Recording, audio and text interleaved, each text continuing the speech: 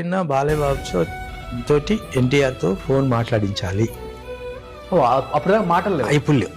బాలకృష్ణ లేదు, ఎప్పుడు లేదు, ఎప్పుడు మాట్లాడలేదు.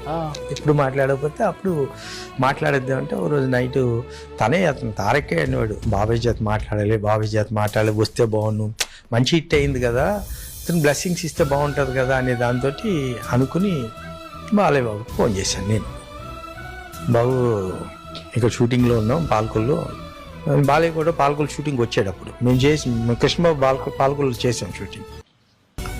అలా షూటింగ్లో ఉన్నాం బాబు, ఎంకరేజ్ చేస్తే బాగుంటుంది కదా, కంగ్రాట్ చెప్తే బాగుంటుంది కదా బాబు.